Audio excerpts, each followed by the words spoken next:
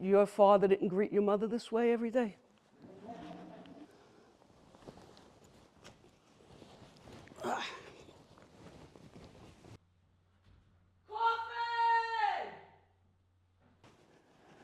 Now, I wasn't an idiot.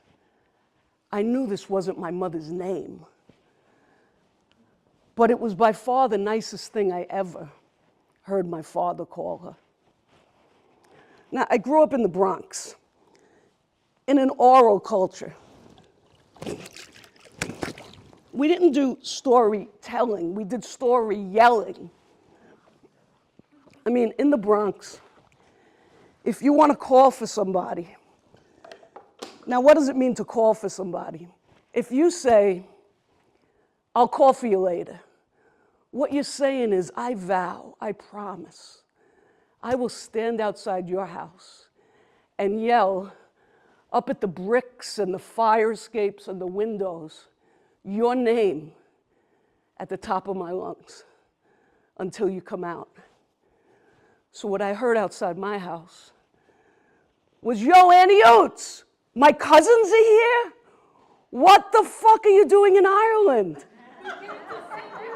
Oh my fucking God, my cousins are here. Linda and Marie, take a bow. Take a bow. What the fuck are you doing here? You're wearing. I know. And I have. Oh my God. Dominic, I love you. They got my cousins on FaceTime. So, with them as my witness, my father would come home from work all hours, could be 2 in the morning, because as children, my father and their father never had a childhood. Childhood was not a fucking word. They worked, and our fathers delivered ice.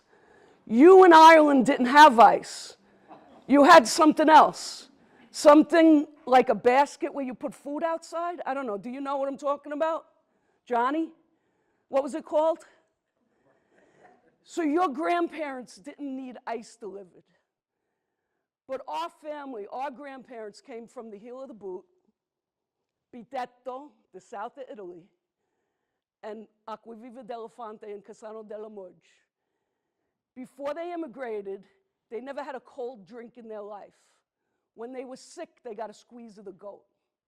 Otherwise, it was homemade wine. And my grandma Rose, who lived to 100, she says, don't drink water. You know why? Why? Why? Why? Water sinks ships. And to an immigrant teenager, that was a real, big thing, right? You don't want that ship to sink. So, the way we grew up, stoop, the Dutch put stoops in New York. Then you had the sidewalk. Then you had the street. When you were up to 3 years old, you had to play on the stoop. So you needed things that didn't bounce. And our mothers would just say, go outside. And we had to be outside for the whole day. So we would go up and down the stoop, tossing little bobby pins, little rocks, playing teacher. Then when you got to be 4 or 5, you got to go on the sidewalk. So you could go all around the block. I know you don't know what a block is, but I'll tell you later. You could go all around the block as long as you didn't cross the street. Then when you were 7, I got to play in the street. And that's where the world happened. Do you know why? Because we grew up with wires over our heads. Like many of you in the lanes. There were telephone wires everywhere. But in the street, you had sky.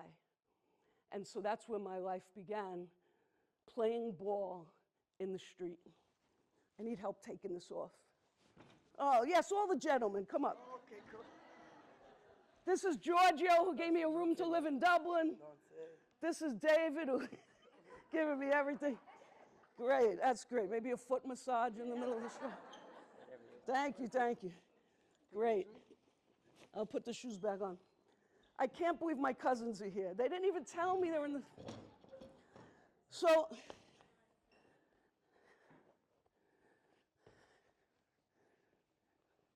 So we'd call for each other by yelling for one another. And when we called for each other, if I said, yo, Kelly, meet you on the corner, where would we meet? This is St. Raymond's Avenue, let's say right here. Let's put down a piece of tape so you know what I'm talking about. I'll put green so maybe you feel at home. All right. Our fathers had millions of rolls of electric tape. Let's hear it for Robbie. He's not the only boxer in the audience, but he is a boxer. So thanks for helping. And let's do this one. Maybe we could have a little match here later. I think there's someone else out there. All right, so this is, let's call this St. Raymond's Avenue, and then let's make Zuriga Avenue. All right. So we'll just do it like this. Now, the corner was our world. The corner was where all the action was. The corner was where all the characters were. Thank you. Thanks so much, Robert. Now, where on the corner would we meet? I was so lucky. On my corner of St. Raymond's and Zuriga, I had this big, beautiful, shapely, blue mailbox. Now, the first kid to get to the corner would mount the mailbox, and you felt like you were like as high as a horse on that intersection. And you know what I realized being in Ireland? What we did was tell stories on the corner. And really, we did what you do. We took turns telling stories and songs and jokes, learning about sex from the other kids. So the first kid got up. If more kids got up, if you're lucky, you had a couple of mailboxes, but if you didn't, you scooted over. And if someone needed help, now tell me if this is universal, we did this to make a step for the person's foot, and we'd say, give me a boost. Did you do that? What did you call it? A bunt. Did you do it? A punty. We called it a boost. Give me a boost. All right, good. So I'm glad it's universal. So the corner was the place where all the action was. Now, when my father came home, we would all hear a sound.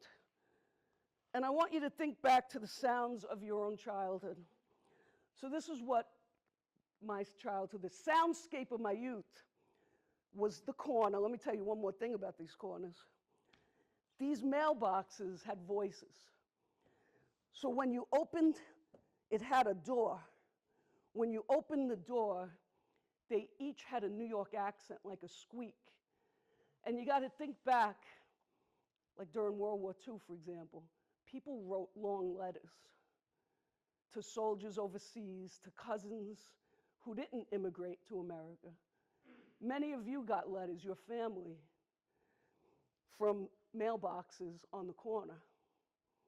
So, in fact, we got a lot of stories about that. But anyway, so one mailbox might sound like soprano, like, ee-er, ee-er.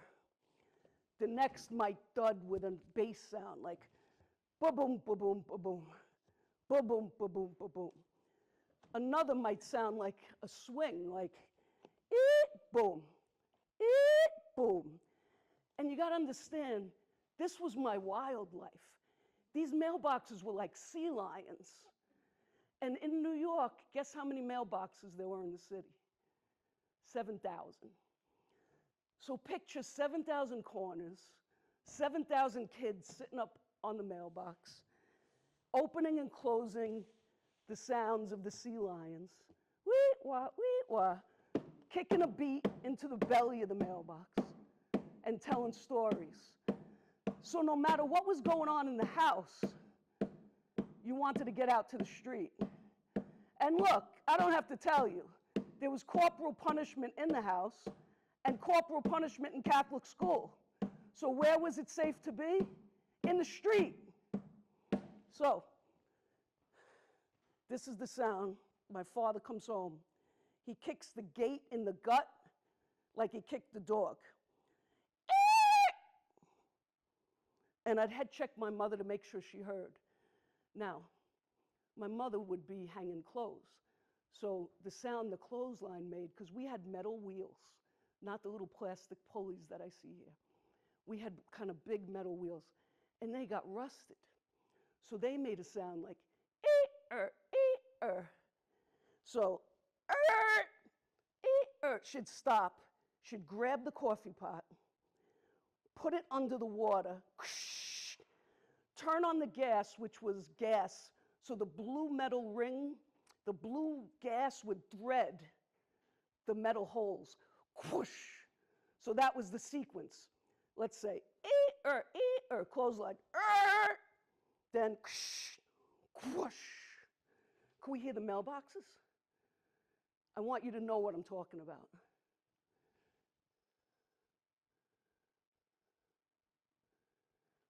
This is a recording I made of mailboxes.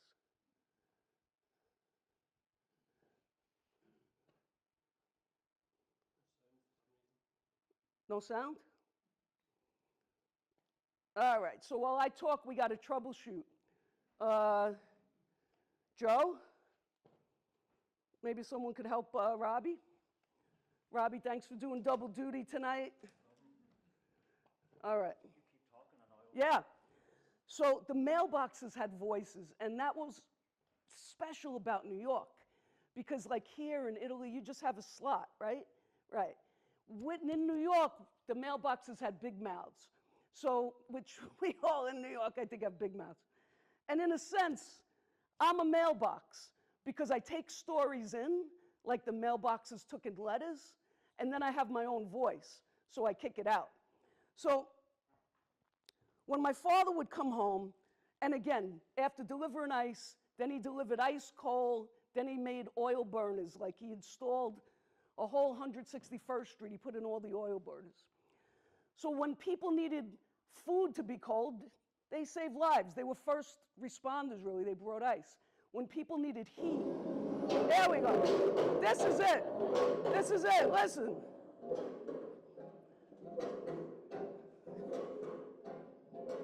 These are real voices. Cousins again?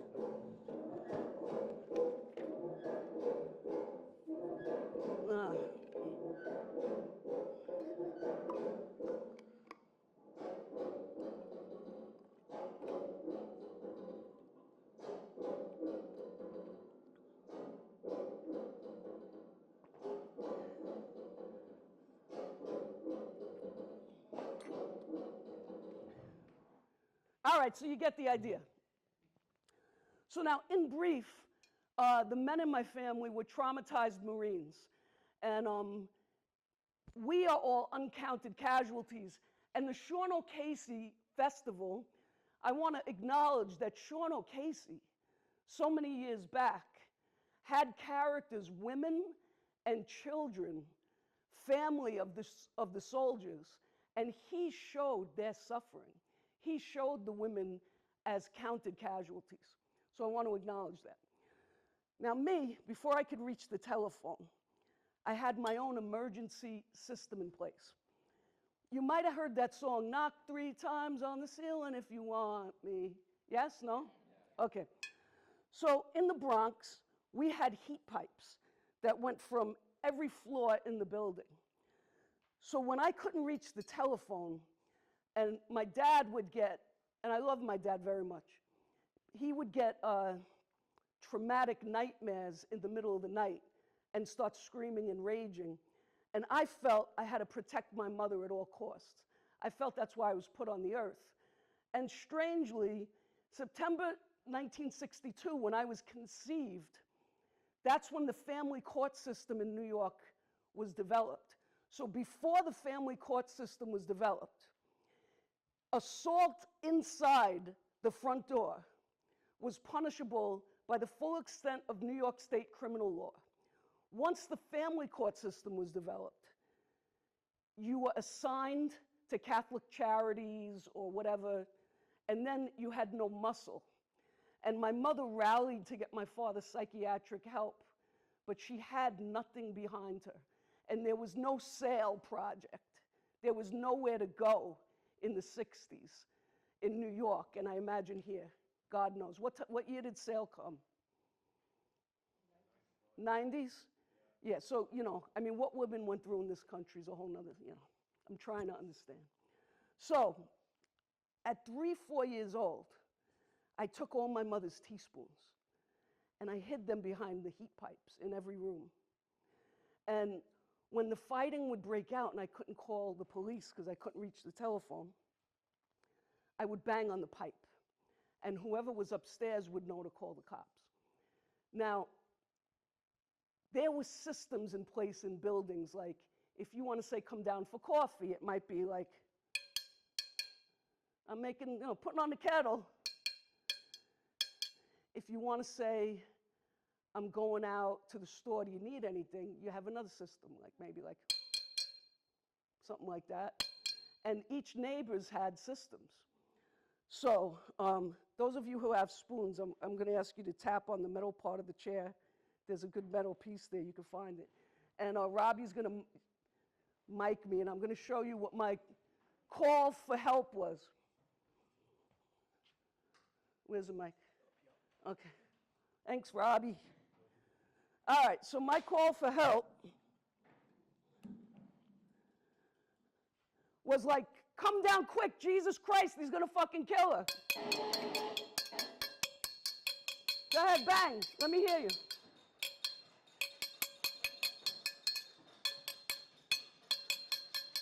Got it? Now, the brilliant thing, how brilliant was I? The spoon fits in your thumb. So you could bang like this, and it was better than knives and forks. How brilliant, 4 years old. How brilliant are children? Here.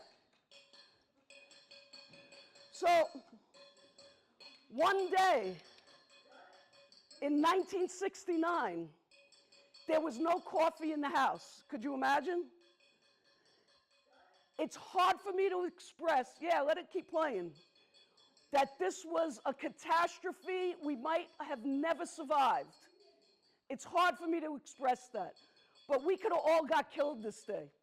Why was there no coffee in the house? My mother was gorgeous.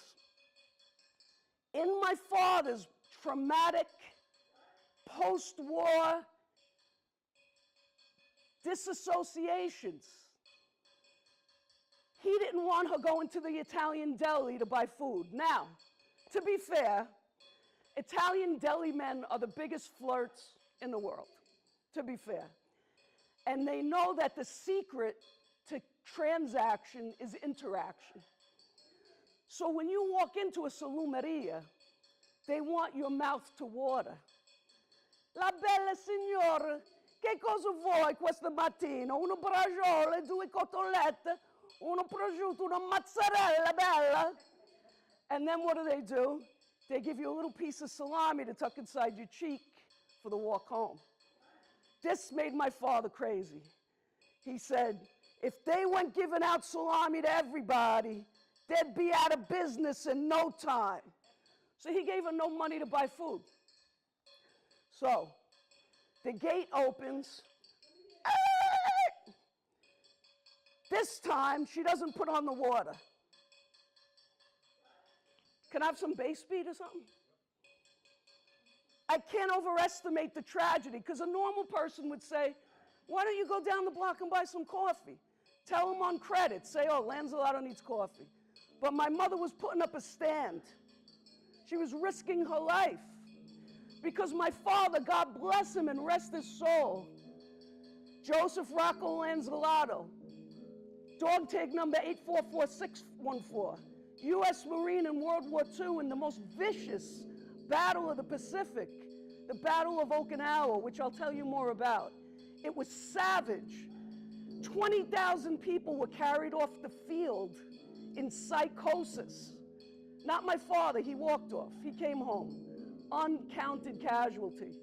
And guess how many civilians died? 100,000. And this is on an island like, I don't know, 15 kilometers wide. It was basically just death everywhere. Who could survive that? Who could come back to civilian life like that? So, this one day, there was no coffee in the house. I was feeding the puppies baby bottles because Penny, the dog, that did get kicked often, she gave birth and she stopped moving. She went and laid down by the radiator underneath where days curl up like dust. She laid in this little diamond cut out of sun that was patched on the floor. And every day since she had puppies, she moved less and less. Now at this point, by this time there was no coffee in the house, only parts of her moved. Her tail, for instance, slithered out of that diamond cut out of sun patched on the floor. And her fur, when the hall door was open, her fur would lift with the wind. And her eyes. She watched my hands feed her puppies that she was too weak to feed. So her eyes would follow my hand and then drop. I tried to revive her. I got the last piece of salami out of the refrigerator and I touched it to her tongue and the salami dropped. I mean, salami is a life force. Salami was something she used to jump for. So, what does my mother do? First of all, I have a question for you. When he called up at her window, what window was it? What was her window? The clothesline. My mother, that's her clothesline. She had the grandest clothesline on St. Raymond's Avenue. It was 2 stories. It went out over my basketball court, over this 3-car garage, all the way to a pole my father had put on top of the garage. So from her kitchen to his garage. That's where she was posted. And this photo I took after she died, decades later, in my arms. And there were purple sheets hanging from her clothesline. And purple is the official color of mourning. If you're in New York during a tragedy, where firemen die, police die, workers die, you're gonna see purple and black bunting. Maybe that's universal, maybe it's like that here too. Purple is the color of official mourning. And my mother loved purple, all things purple. When she could, she dressed head to toe in purple. So, this time, let me just say, I could never breathe as a kid. I still have trouble breathing. Would you remind me to breathe if you see I'm out of breath? Just say, respira, respira, Zia, okay? Okay. So, I didn't breathe my whole childhood, and it was kind of started as a strategy. Because I went to school, and the fucking nun, Sister Urkelina, guess what she did to me?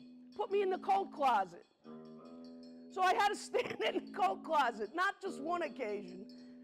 And guess what she did to Charlie Wilson? Stapled his tie to the blackboard. I mean, Catholic school was like torture. Charlie Wilson's a bus driver now, and he still's got problems because with his tie stapled to the board, he couldn't go to the bathroom. I mean, it was torture.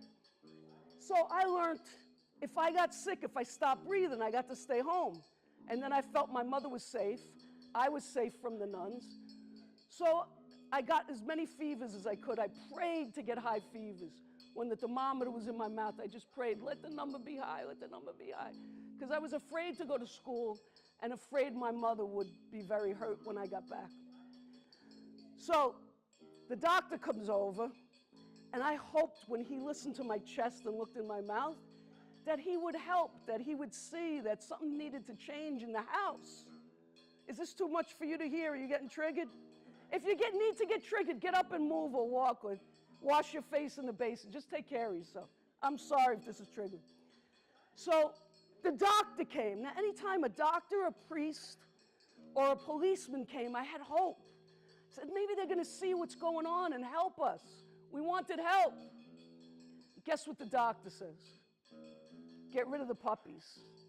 The puppies were my only salvation. I would hide under the table with the puppies. I wasn't scared of my father, but he loved me and I loved him. But I knew that I couldn't be a woman. I knew that to be a woman, you were in servitude and danger. I mean, the first time my mother said to me, serve your brother's coffee, I thought, I don't want any part of this. And that was it. It was over for me from that moment. I was like, what? Serve them what? You know, the funny thing, yeah, keep going, Robbie. What the hell, if you're into it. The women in my family, this family's got beautiful voices. Many women have hoarse voices like me in my family. And you got to say, why are the women so hoarse? Most of the men did most of the yelling in my life, in your house too. So why did the women have hoarse voices and the men yelled? It's like it was genetic, the exasperation of women. Even my baby niece, little Italian Bronx girl, even me, you should see me when I was a kid, like, coffee, mama, coffee. Like, it's like we talked like I don't know, the exasperation of women comes down through generations. So, the doctor said get rid of the puppies. My father brought men over to look at the puppies, to take the puppies. I was heartbroken. But my mother saw that there were people around. Can you help me with this? So she took a stand when he called, coffee! Can you all call it with me? I know you want to speak Bronx, so this is your chance. Coffee! Coffee! A little better? Can you put that up for me? Thank you, Robert. She goes to her clothesline, and she takes his binder of horse racing sheets. Look, my cousins are like, oh my God. You knew not to touch his horse racing sheets because he had a system. And in his binders, thank you for that, bam. In his binders was the system. And he taught me, I mean, before I could count 1, 2, 3, I knew ace, deuce, tree, 4, and with cards. And we didn't just play cards, we played knucks. Do you know what that is? Kelly, do you know what that is? Did you do this on Portland Row? In the Bronx, I don't know where this came from, we'd take 52 cards, rubber band them, and slam each other's knuckles till they bled. Do you have this? What do you call it? You have knuckles? Can we play later? We could do shots and play? You're on, we're gonna do it. Where does this come from? I mean, I was a little girl and I was like, all right, do it. I can take it, bam, good, do it again. Bam, do it again. I wanted to win. So, she takes his horse racing binder. I was like, holy fuck, we're all gonna get killed. We're all gonna die today. And she puts them on the clothesline, the sheets. And it started to rain. Now, when my mother held the clothesline, it looked to me like she had a rope to the sun. I mean, it looked like my mother, with this long rope, was holding the sun up in the sky like a kite on a long string.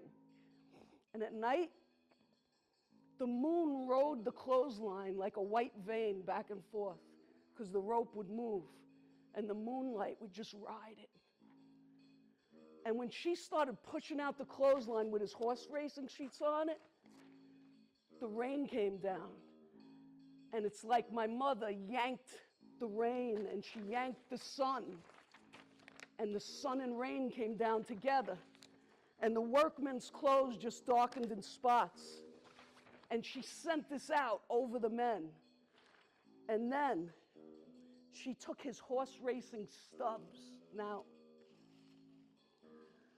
my father always told me, never throw out a racetrack stub. Because these stubs, these numbers, you could be a winner. You know how? Say a horse gets scratched. Say they find the horse was using steroids. Then if that horse won, they eliminate him. And then if your horse was number 2, now your horse came in. Now you're the winner. So he said, never throw out a racetrack stub. And he taught me from an early age that if you bet a horse to box, tell me if it's the same here, then the 1, 2, 3 horse could come in any order. It could come in 2, 3, 1. It could come in 3, 1, 2. And I went to school like this, thinking like this. So she took his stubs and she tossed them out the window onto all the men. Let's see what happens. And guess what my father did? Come on, take a guess. Laughed. He laughed. He had men over. Now, when my father laughed, it was not a good sign. Because when laughter starts, that means words have stopped. When words stop, hands fly. But for the moment, we were safe. Now, my mother just slid down the window and started crying. But before she did, she yelled the names of horses. She said, yeah, Secretariat, how much you lose on that horse? Stage door Johnny. You know how many times I've been hearing, one day my horse is going to come in? Slim Pickens, how much? Here's the milk. Here's the sugar. Here's all the coffee you could stomach. My mother's name? Well, that's a long story, but I'll tell you it. Let's put on the video. Let's take this down.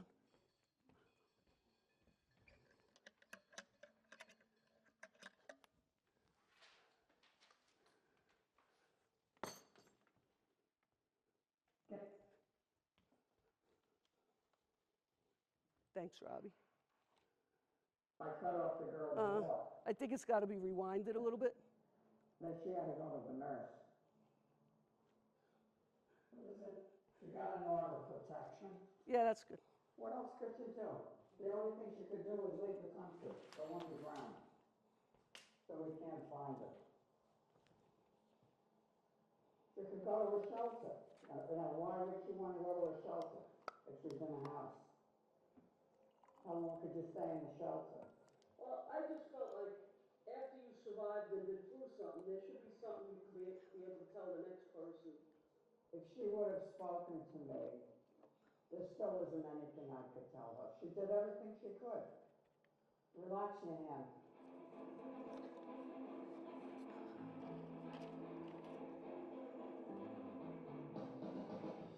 My husband was a Marine, and we did have a number of very beautiful years.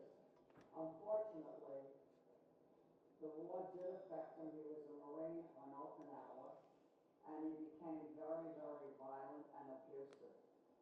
And it was very traumatic for the children and me. And fortunately, I realized that there were many, many issues naturally. But one thing that did help me was that I always enjoyed different colors and paintings. And I found that when I saw colors that I really loved and enjoyed, it just seemed to embody me and just completely remove me from all my tension, and it just made me, it just relaxed me completely. The first coat you always do in the middle of the nail, so that if there's excess, it goes off to the sides. It doesn't go all over the cuticle. The first time I did a manicure in school, and they said, cut all the dead skin off, I cut off the girl's wart. Then she had to go to the nurse. It was in second term high school. This was a beauty culture course, Jane Addams. It was in the East Bronx, between Tinton and Union Avenue. And it was very difficult to get into the school. Relax your hand. Thank God today they have more organizations that veterans are able to attend and to help the family situations.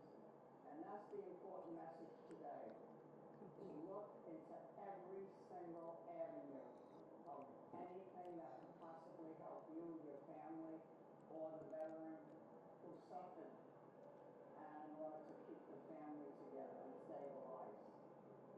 And every day I thank Our Lady of Mount Carmel, my patron saint, who was with me the day I fell out of the window when I was 2.5 years old. And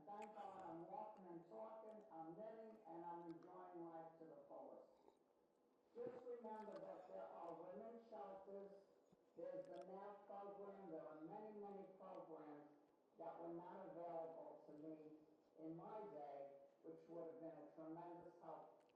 The main thing is to have support when you're going through such a difficult time, lack of funds in order to get a decent lawyer, and be able to protect your children and get them out of that environment immediately. And every day I put on my lipstick, pink lightning, and get out of the kitchen. How do I make these things? Aunt Annie takes me to the store where they sell wool. And I say, I like that color for Elizabeth, and I like that color for Caroline. You have pink buttons too. I don't want to make them. You want to knit? Oh, okay. Knitting needles, you do 1, 2, 3, 1 at a time, and you knit. Purl and knit. Knit and purl. That's how I make them.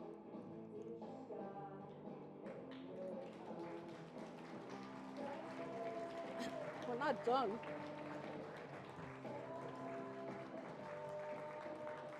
Cry, red sky. Cry, red sky.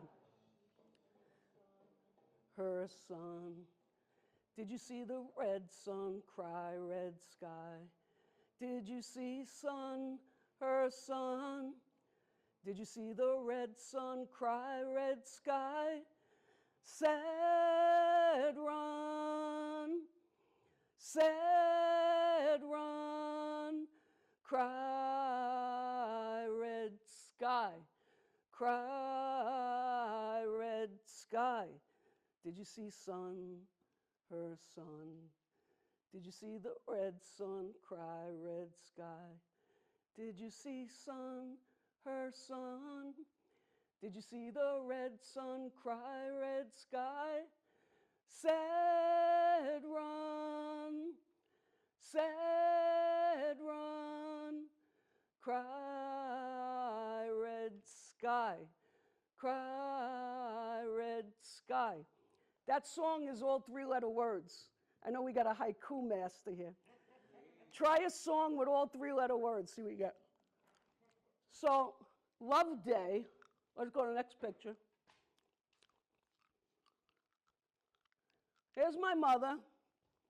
Now, her name is Rachele Chiara Petruzzelli. She was called Lily or Ray, and this sounds like an Irish story. She had sparkling blue eyes. I'm convinced she was really Irish.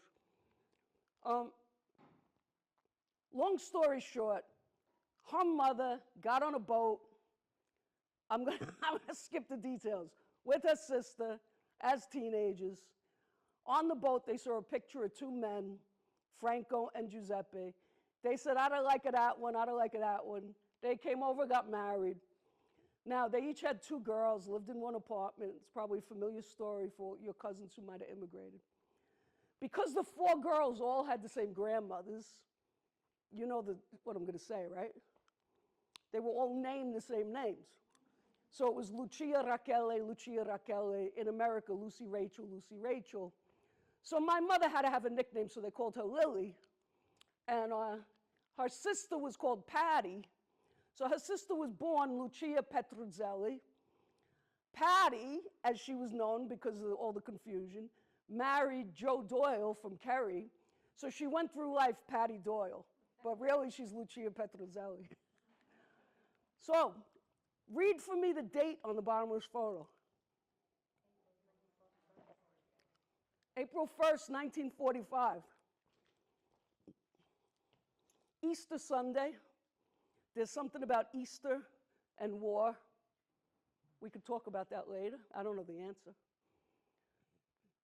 April 1st, 1945, Sunday, Easter, April Fool's Day, Love Day, the American invasion of Okinawa. The military called it Love Day.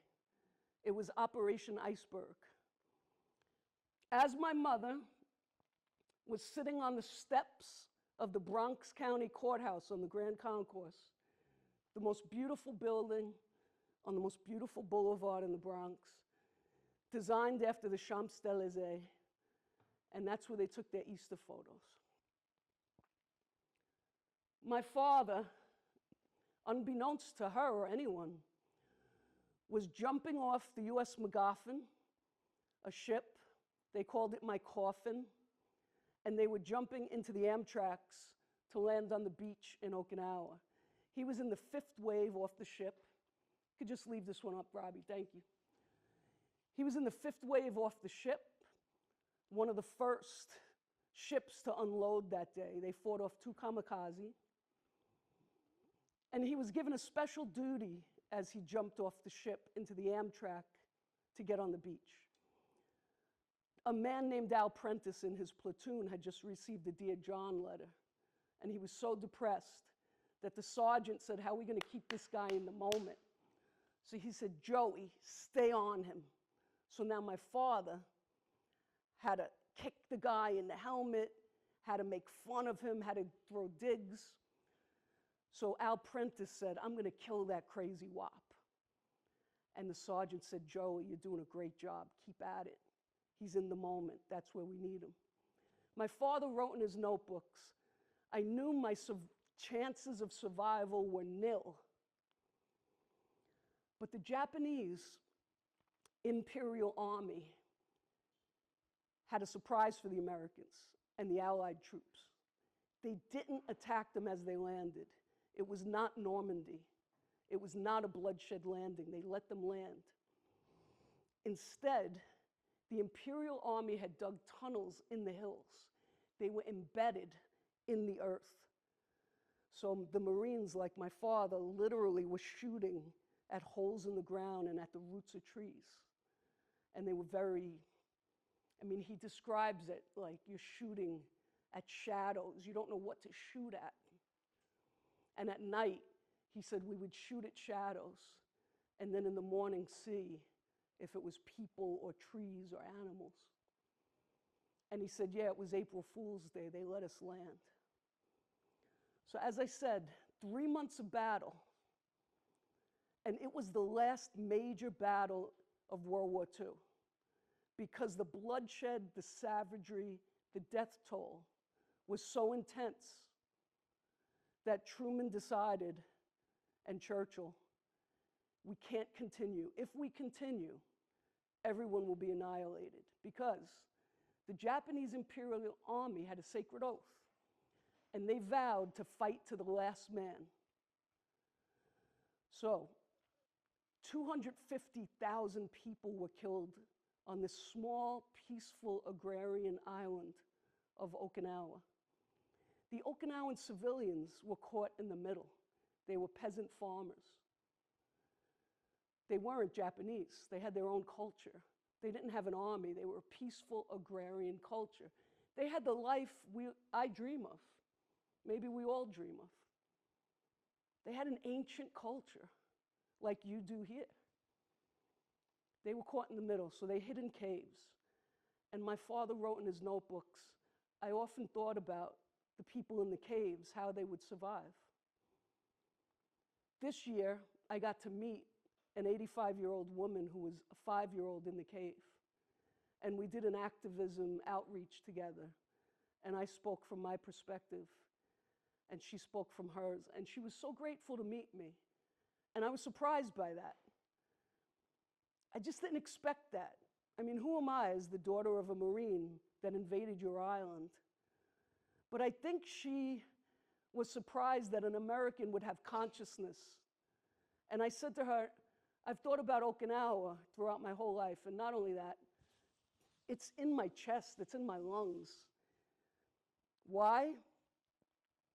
My father, first of all, my parents were made for each other. They were gorgeous, brilliant, creative. Everything I am is because of them. And if not for the mental illness of war and the untreated mental health and the stigma of getting help, if you're a Bronx-Italian man, you're not going to a psychiatrist in 1960. It's not going to happen. If they did, all our lives would have been different. if there was help, medication, if they were willing, and if the state was more with us, you know. Me and my mother was like us against the world. So at night, my beautiful father, after my mother put me to bed, he would come in and tell me stories. And it would always start out the same. There's a princess named Annie, and she's on a white horse. And the horse is going up the mountain. And on the way up the mountain, she meets a goat. And the goat says, "Hey, can I come too?" And Annie and the horse say, "Sure, come on." And then they go further up the mountain, and they meet a sheep. And the sheep says, "Hey, where you going?" And Annie says, "We're going up to the top of the mountain." And the sheep says, "Can I come too?" I say, "Sure, of course, come on." And they go up more on the mountain, and they meet give me an animal. Pig. And the pig says, "Hey, where you going?" And they say, "To the top of the mountain. Can I come too?" "Yeah, come on." So it's a whole menagerie. And then my blessed father would dissociate, and his eyes were somewhere else. I felt like they drilled through me into some, like past my brain into some other space. And he would tell me what happened in Okinawa. And I think because I was in this liminal place of dreamland, it got inside me. And I felt I had lived, and I'm not going to tell you the details because it's dismemberments, it's fear and terror, and I wouldn't even want to pass that on to you. But I felt I was there. I know what he told me went into my dreams. And in my dreams, there's always Japanese men who appear. Now that I'm 60, I'm not 7, the Japanese men are in suits, and they help me escape boiling terrains. They get me an airplane to escape. But we're on a roof of a big skyscraper, and on the roof there's a curb. I had a pilot's license, and I had to fly planes. And I was like, I could fly this thing, but I need a runway. I can't fly over this curb. I need a runway. It's not a helicopter, it's a plane. And the Japanese men just witness me escaping. I run back into the building, and a tidal wave comes and hits this black glass building. And for me, I know some of the names that my father, Toshiharu Kotani, Asasuki Kikumoto, the flag you saw in the video was a flag he captured from a man he killed, Asasuki Kikumoto. And this year, through activism, in June, we read all 500,000 names. Japanese, Okinawan civilians, Americans, Allied troops. It took a month. I was given a couple of hundred names to read, and then on every continent, people read a couple of hundred names. And it was one of the most profound things in my life. Now, why we're doing this for sale tonight is, look, I have a lot. I'm a lesbian. I could do a queer fundraiser. I've had 3 cancers. I have one now. I could do a youth cancer fundraiser. Of all the things that influenced me in my life, growing up with violence is the #1 influence, has shaped me the most. Growing up where there's no boundaries and everything goes, and it's excitement on a level that could never be equaled. That's why I'm doing this with SAIL, and I hope to do some workshops with SAIL. Now, my oncologist tells me, you got away with murder. What does this mean? You got away with murder. And then my other oncologist tells me, World War II saved your life. Saved my life. It destroyed my father and my family. I don't even talk to my siblings, only my sister. And that's strained, because we're all affected. You know, Robbie sang tonight of trauma dysfunction. There it is. So how did World War II save my life?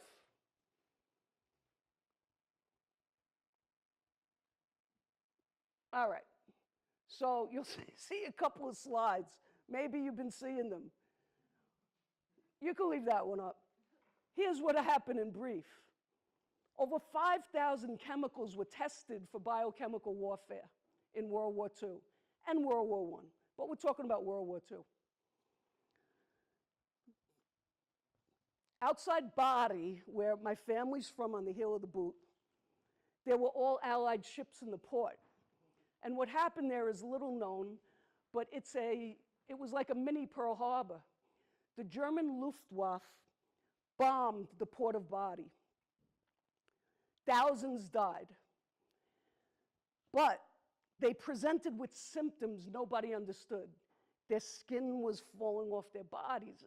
They're like, what happened here? So they called in a specialist, one of the guys you saw on the slides. And he said, there was mustard gas here. It didn't come from above. It had to be on the ships. He says, I know biochemical warfare. This is my specialty. There was mustard gas. So he wrote to Churchill, he wrote to Truman. They said, no, no, no, no. There was no mustard gas on our ships. We don't use biochemical weapons. He said, listen, I'm doing the autopsies. There was mustard gas. So he was right. And Truman and Churchill had to admit finally, they said, we didn't want the Germans to know we had mustard gas because we didn't want them to use biochemical weapons in World War II. Now, in World War II, 54 million people died worldwide. It's impossible to comprehend 54 million. It's impossible. After the war, well, let me say my father was in Okinawa when the atom bomb was dropped. Now, I'm a baby boomer. What does that mean? You're born in the wake of the boom. And then after, well, you're a baby. You're the real baby boomer. You should stand up. Because in 1947, when World War II was over, boom, population explosion. Everyone who wasn't in the 54 million who died started procreating. My cousin Marie is the original baby boomer born in 1948. 51, all right, close. So my brother was before you. But you're the real thing. You're the real baby boomer. I'm a late baby boomer, but I'm still a baby boomer.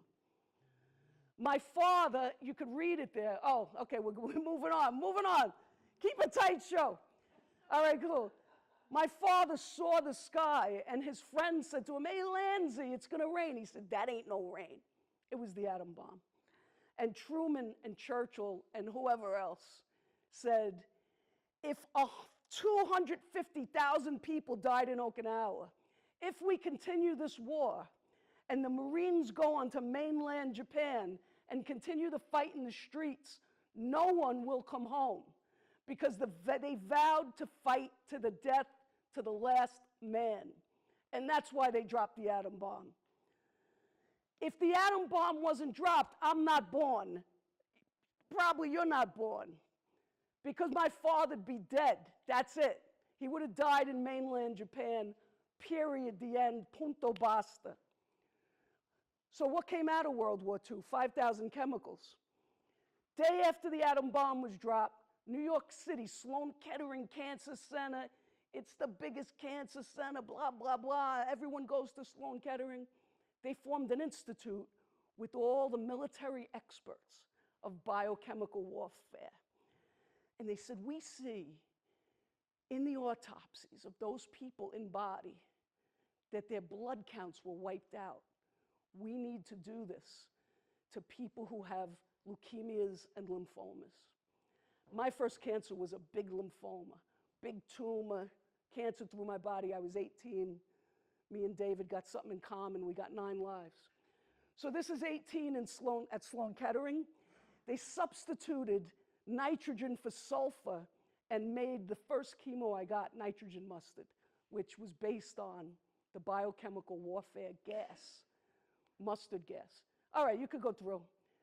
So this just little background, my blessed hospital roommate who I lost, Connie Robinson, little background. This was my punk phase, thank God for punk rock. The X on me is a tattoo where the tumor was and where cobalt and ionizing radiation, again, developed from Madame Curie through World War II, everything, we can't get into all the science, was blasted to kill this mass that was squashing my superior vena cava. Go on. Oh, new song. Yeah, I get to rest. Is the audio working? Here's some lyrics. You could sing along. I'm going to rest. Robbie's going to come up and we're going to rock it. But the show's not over, so don't start clapping. I wrote this about my father.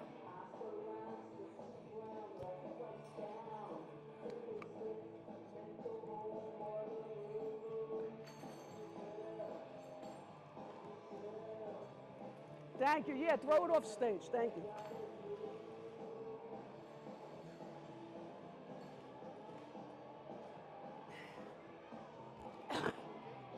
Thank you. Then give me a bass. I love you. You happy? Smashing it. Thanks. You too.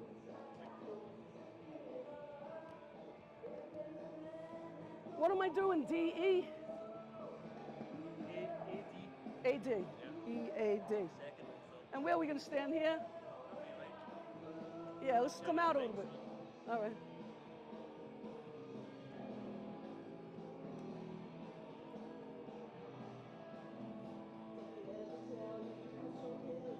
Take the blue pill.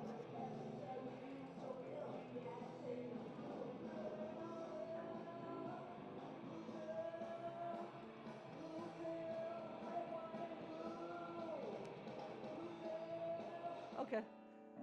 Blue pill. You could sing with me. My father did get medicine. He says, hey, they think I'm a psycho. And he showed me in his pocket all the blue pills. Didn't get the help he needed. Get the help you need. God, please give me the help I need. We're going to sing this song now, same song. Spent the last 10 years of his life in the basement of a mental home, in the boiler room. That was his safe place. And when I'd go down there, I'd say, Dad, where are you? Dad, where are you? He'd be crawling in the crawl spaces of the walls. That's where he felt safe, like in the cave. Let's rock it. No, it ain't on. Is this all right for you? My blessed cousins. We had wonderful parents, right?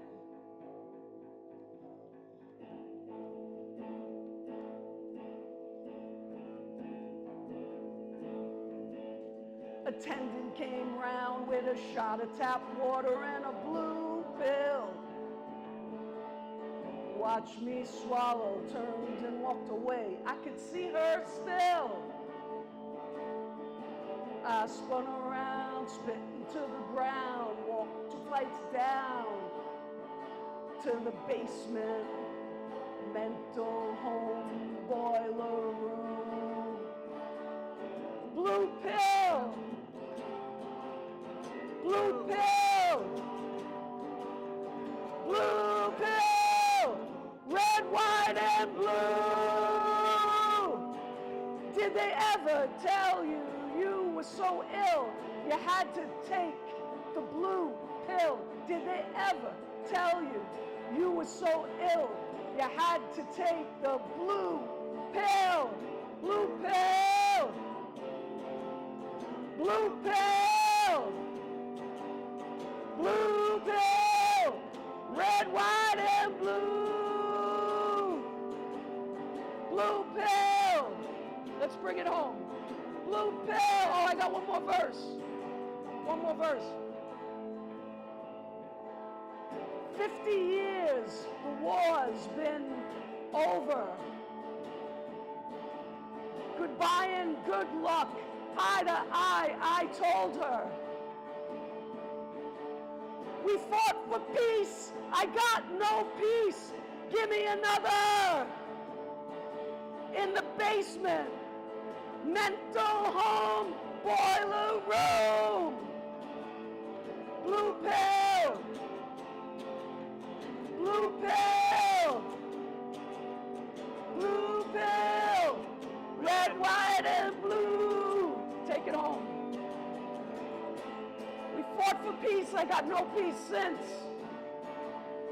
My father said that his whole life. Maybe you can relate. We fought for peace. I got no peace since. And my family's had no peace since. generations. Bring it home.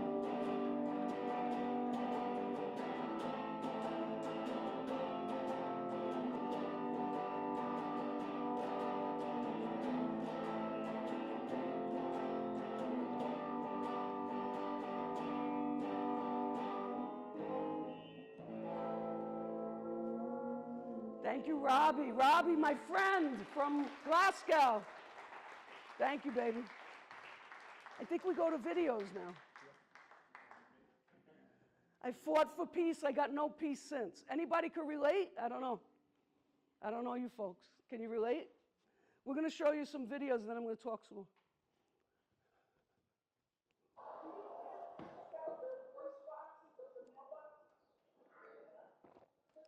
Do you remember when these mailboxes had voices when the doors were open? You know, they open. Yeah. Do you miss that? Why? I miss it. You don't miss it? You like it better this way? Are there less like foreign objects in the mailboxes this way? Because you used to find all kinds of stuff. What else? Oh, what? The worst thing though?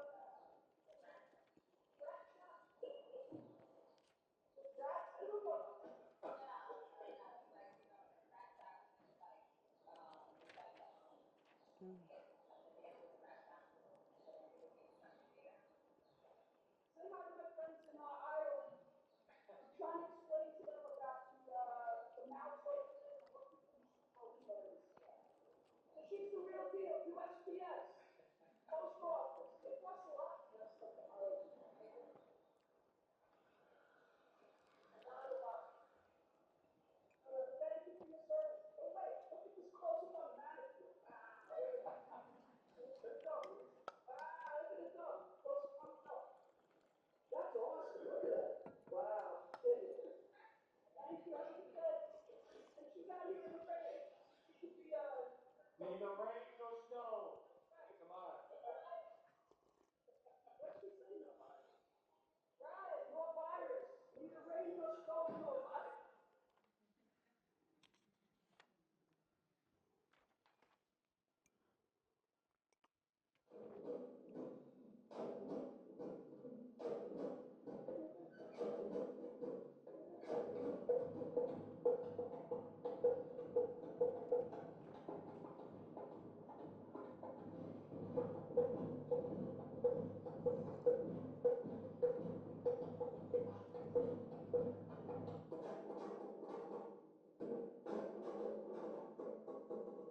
Sixth Avenue evening outside the restaurant with people laughing.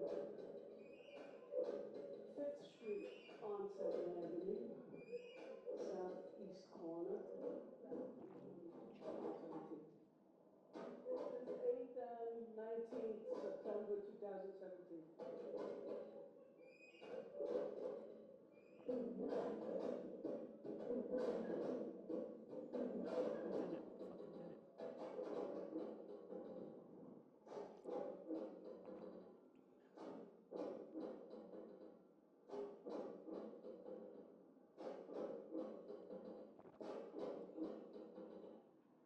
All right, that's my favorite mailbox on West 4th and Stonewall Place. And Christopher, I guess. Great, there's a lot of people right outside the Christopher Street, one state.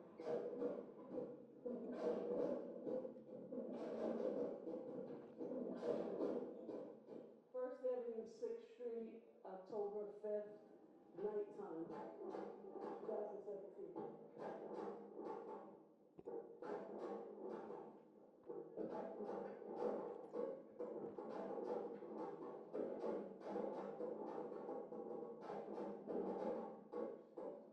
This is 8th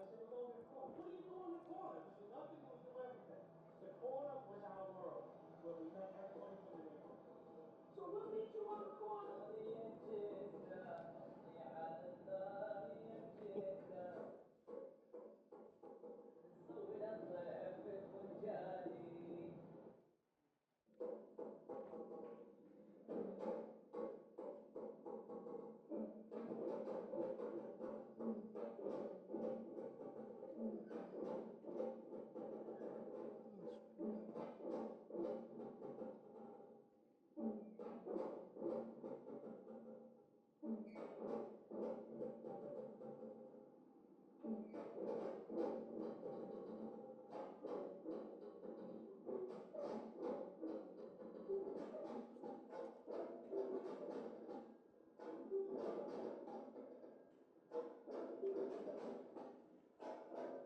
are adjoining mailboxes on Water and J Street, September 24th, Sunday, 2:30. They're next to each other on the corner, one on J, one on Water. I never saw anything like it. I wanted to say you could pick up from both of them. I really got it. Okay, but. So, as you can see, I'm obsessed with mailboxes. Now, because New York is threw everything in the mouths of the mailboxes. I mean, bombs, you heard the post office lady, rat traps, cigarettes, coffee. They decided, especially after 9/11, that it was a public safety no good. So they took all the mailboxes off the street one at a time, these beautiful mailboxes, the voices that not only I loved, but other New Yorkers, and they sealed the lips. They cut out the voice box. They took away the voices. And these were New York voices. I took it very personally. Luckily, I had recorded mailboxes because that's who I am. I'm a poet. I just take everything in. So now I may be, and you may be the only people to hear, the mailboxes now are all silent. Silent. 7,000 mailboxes, silenced. They took away the voices, and no one seems to care. But I'm carrying the voices, and you just got to hear original voices from the original mailboxes. And one day they'll be a thing of the past. So I'm going to sit by the mailboxes and talk to you a bit. And what I want to tell you is that back in the day, I'm sure some of you could relate, when we were told go outside, there was nothing to do.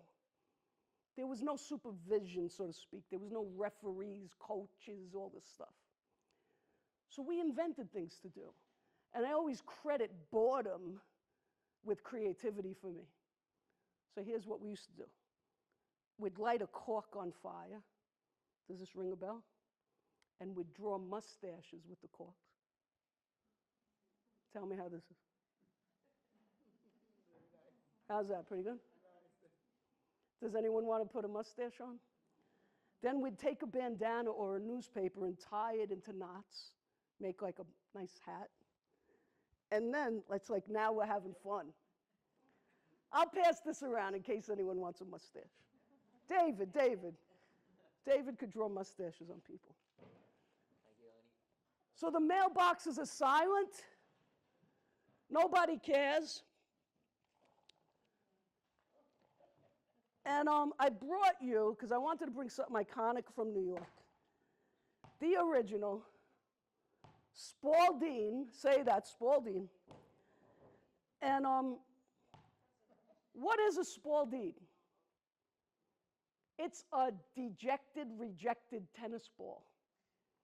After World War II, when the Spalding Company had tennis balls that were no good, they'd peel them, peel the green skin off, the felt, and they'd ship these to us in the inner city. So we had dejected balls, which is how we felt anyway. Now, I would say if you have something in your hands, put it down, because you're going to have to catch. I don't want to hurt nobody, but I'm going to show you what we did, and you're going to be part of the game. First, we would throw them off the stoop. Here's a stoop. Works better on concrete, but here it goes. Chris, are you ready? Eleanor got first one. It's coming at you. Now, why I bring these is because this is my spiritual teacher.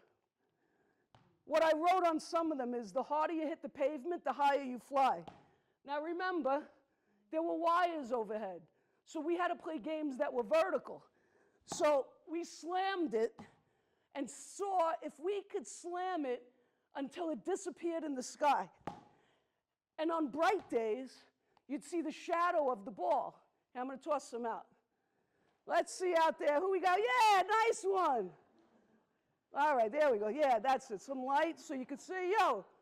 Yeah, woo! There's some talent right there. All right.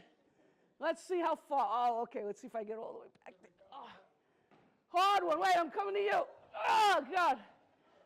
Great, great. How about all the way back? Yeah, there it goes. You'll still, hey, nice catch. Wow, you guys are great. So we'd play off the stoop, and we had all games with our dejected balls. And these balls, well, look, I'll prove it to you. Where did they go? Where did these go? They disappeared. This is this. Now, you might think it's the moon. And the moon always spoke to me as a child. And the moon always said to me, I was like you once. I was like the earth once. But my people fought and fought and struck and fought until we blew up into smithereens, cold, dark ash. So the moon to me was always a skull in the sky, a memento mori with a warning of war and peace. So someone gave me this. They were doing cleanup of the bays of New York. And the bays of New York are all wind and water. That's why the Dutch wanted to trade there. That's why they settled there. Wind and water. And he said, Annie, this is your home run in 1969. But this ain't a home run. This is an artifact. This is a Spaldeen, maybe 50 years later. And guess what? Now, these balls, God, we did so much with them. I'm going to share a little bit. First of all, Italian women and men love brooms. So in southern Italy, in a thunderstorm, we go outside and sweep away the rain. We are the people who sweep away the rain from the doorstep. Right, Giorgio? I don't know if other people do this. Do Irish do this? Tell them as my witness. So with the water streaming around your ankles, we sweep away the rain. And my theory is it's our way of fighting back against fate, God. Just say, oh yeah, this is what you're going to give us? We're going to push it away. Push, push, push, push. Now, every house, if you're Italian, has got a lot of brooms. So we were lucky because these dejected tennis balls, we didn't have money for courts, rackets, grass, clay, cute little white outfits. So all you needed was a broom. Your mother had plenty of brooms. And your father had plenty of electric tape. So you took a nice broomstick. This is the square end. That's the nice round end. You take the square end. You make it fancy. Do you people have somewhere to go? Am I talking too long? I know the pubs close early. I mean, oh, all right, I get it. Oh, thanks, Giorgio. So you'd make a nice design, and people would, of course, make fancy colors. So you steal the broom, you steal the tape. Maybe you get two colors. Let's do yellow. My father had every color. You know, I'm trying. What I'd like you to do with the pens and papers you got is to write down how you apply lessons from childhood in your adult lives and how you think I could apply the lessons of my childhood. I'm going to tell you a few more of them. So you make a bat. That's pretty good. And then you go out into the middle of the street. Now, I'm not going to start hitting balls in here. They'll never invite me back. I don't know, maybe one, maybe a little one. There we go. Yeah, Giorgio. So you have your broomstick, and with this stick, you're really ready. You hear that sound? Don't worry, I swear. You have nothing to worry about, I swear. You hear that? Anyway, you got universal health care, so don't worry about it. It's not America. Anyway, with your stick, you could take on the world. And that's the game. Now, where did the balls go? Because these balls, they got hit by cars. Cars knew how to play. So cars would come down the street, they'd kind of wait for you. Let's go to the next, please, Robbie. Ah, this is where they would go. Now, listen to that beautiful sound. This was my River Liffey in the Bronx. The only rest I got as a child was to lay down over the sewer with my face in the sewer grate when the balls went down the sewer. And I'd get my mother's hanger, and with my face in the sewer, I would try to fish the Spaldeen out of the sewer. And everyone did this in New York. And this sound of the water hitting the cast iron was my, like, Umbrian babble. It was the acquedotto. It was the ancient Roman La Fontana di Acqua Viva della Fonte. The waters are always running. My family were diviners of waters. That's how they discovered their towns. Oh, leave it running. Can we do that again? Thanks, Robbie. Acqua Viva della Fonte was built on an aquifer of water. You know how to divine water with the two sticks, the divining rod? And you say, we're going to build a town here. We're going to live here. And I'll tell you one quick Madonna story. When Constantinople fell, the Turks threw all the icons into the sea of Marmara.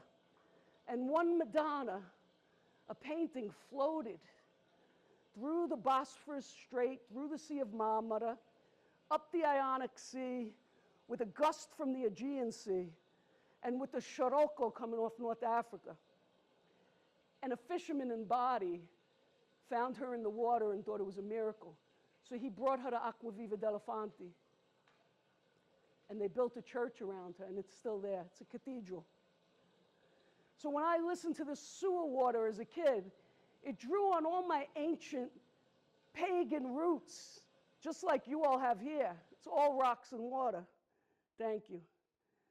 And so the sewer cap, New York City sewer, you got pretty ones here. I've been looking at them. That would be home base. You'd hit the ball. You'd tag a car door handle. You'd tag the other sewer cap. And, you know, it's basically baseball. You got to come back to the sewer. Nothing was going to stop the play. And the car was part of the play. In fact, we did this thing. Tell me if you relate. When a car would come zooming down the street, we would run toward it as if it was a bull. Yeah? And we'd swipe our finger on it. Did you do this? We'd touch it with our forefinger. Who's saying yes?